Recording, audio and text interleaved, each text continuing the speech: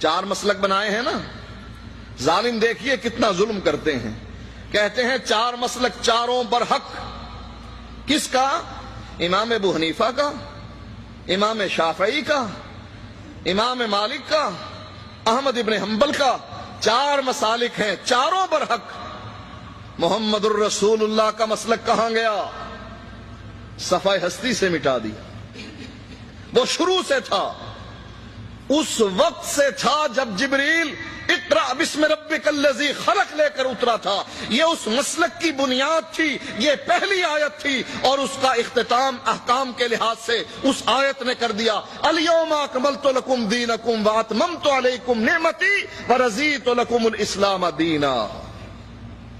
یہ دین محمدی تھا جو حنفیت سے پہلے تھا، شافیت سے پہلے تھا، مالکیت سے پہلے تھا، حنبلیت سے پہلے تھا، جس پر چلنے کی وجہ سے آسمان سے اللہ کے نبی کو یہ پیغام ملا: ابو بکر فی الجنہ، عمر فی الجنہ، عثمان فی الجنہ، علی فی الجنہ، طلحہ فی الجنہ، زبیر فی الجنہ، سعید فی الجنہ، سعد فی الجنہ. عبد الرحمن ابن عوف اور ابو عبیدہ بن جراح کے بارے میں ارشاد ہوا یہ بھی جنتی. وہ مسلک تھا یا نہیں جو نبی کے زمانے؟ اچھا، نبی کے زمانے میں صحابہ حنفی تھے، نقشبندی تھے، قادری اور چشتی تھے؟ بولیے نا. سہروردی تھے، رضوی تھے؟ نہیں. کون تھے؟ محمدی علیہ الصلاۃ والسلام. حضرت معاویہ رضی اللہ تعالیٰ عنہ حضرت عبداللہ ابن عباس سے سوال کرتے ہیں، علوی ہو یا عثمانی ہو. علوی ایک نسبت تھی حضرت علی کی طرف کہ جو حضرت علی سے محبت کرنے والے ہیں وہ حضرت علی کی طرف منسوب ہو کر علوی کہلواتے، اور جو حضرت عثمان سے محبت کرنے والے ہیں وہ عثمانی کہلواتے.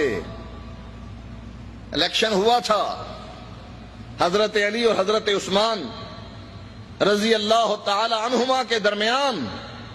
بعض لوگوں نے جو حضرت علی سے محبت کرتے تھے حضرت علی کو ووٹ دیے، اور اکثریت نے حضرت عثمان کو ووٹ دیے، کیونکہ یہ اکثریت حضرت عثمان سے محبت کرتی تھی اور سمجھتی تھی کہ خلیفہ برحق حضرت عمر کے بعد جن کو خلافت ملنی چاہیے وہ یہی ہیں حضرت عثمان. اسی نسبت سے بعض علوی بن گئے، بعض عثمانی بن گئے. حضرت معاویہ پوچھتے ہیں عبداللہ ابن عباس سے، نبی کے چچا کے بیٹے سے، علوی ہو یا عثمانی؟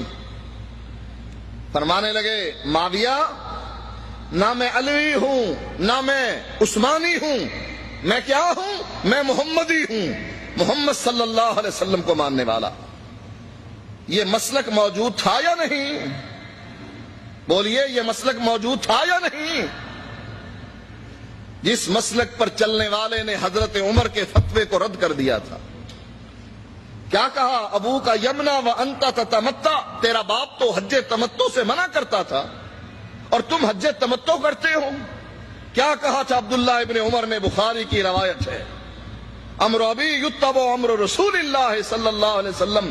مجھے بتاؤ میرے باپ کی بات چلے گی یا محمد الرسول اللہ کی چلے گی؟ اس کا معنی یہ ہے کہ صحابہ کے زمانے میں یہ مسلک موجود تھا، تابعین کے زمانے میں یہ مسلک موجود تھا. جب حضرت عبداللہ ابن عباس ایک مسئلہ بیان کرتے ہیں، جواب میں کہنے والا کہتا ہے ابو بکر نے یوں فرمایا، عمر نے یوں فرمایا، تو عبداللہ ابن عباس فرماتے ہیں مجھے ڈر ہے کہ کہیں یہ کہنے پر کہ میں نبی کی حدیث پیش کرتا ہوں اور تم ابو بکر اور عمر کا قول پیش کرتے ہو، مجھے ڈر ہے کہ یہ کہنے کی وجہ سے تم پر آسمان سے پتھروں کی بارش نازل نہ ہو. صحابہ تابعین کے زمانے میں یہ مسلک موجود تھا جس کا نام محمدی مسلک تھا. مٹا دیا نا. کہا 4 ہیں، چاروں برحق. 5واں کہاں گیا؟ محمدی مسلک. کہا نہیں، حرم میں 4 مصلے بچھائے گئے تھے نا، کہ یہ حنفیوں کا، شافیوں کا، مالکیوں کا، حنبلیوں کا 4 مصلے بچھائے گئے. 5واں کہاں گیا؟ کہا نہیں، اس کو مٹا دو صفحہ ہستی سے.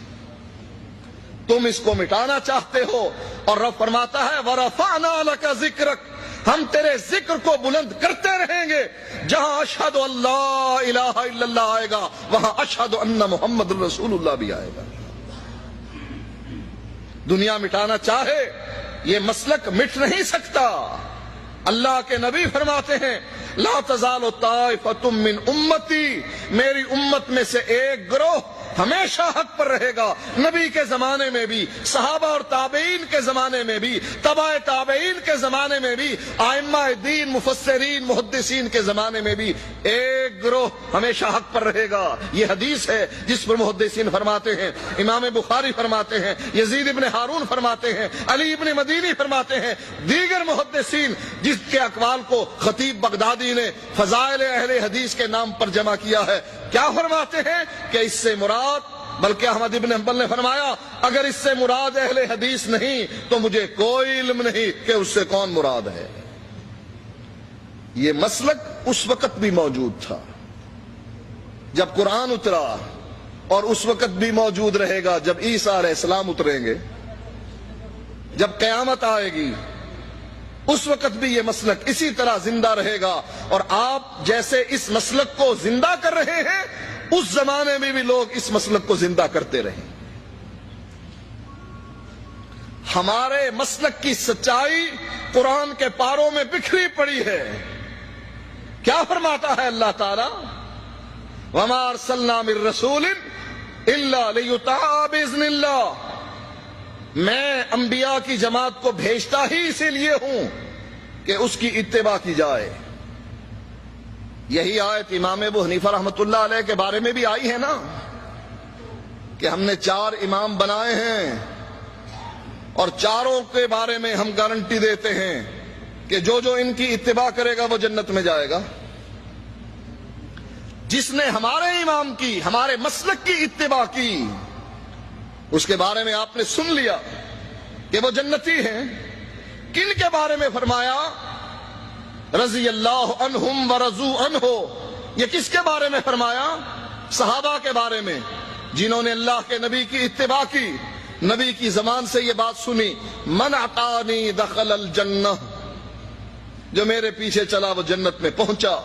ومن عصانی فقد ابا، اور جس نے میری نافرمانی کی، میرے راستے کو چھوڑ دیا، وہ جہنم میں پہنچا. کوئی شک ہے اس کے بارے میں کہ صحابہ جنتی نہیں؟ کیا خیال ہے آپ کا؟ صحابہ جنتی ہیں کہ نہیں؟ کس وجہ سے؟ اس حدیث کی مصداق بن کر کہ اللہ کے نبی فرماتے ہیں من اطاعنی، کالے رنگ کا آئے وہ بھی میری اتباع کرے، گورے رنگ کا آئے، بلال حبشی آئے تب بھی، صہیب رومی آئے تب بھی، کوئی قریشی آئے تب بھی، کوئی یہودی عیسائی آئے تب بھی، اللہ کے نبی فرماتے ہیں من اطاعنی دخل الجنہ.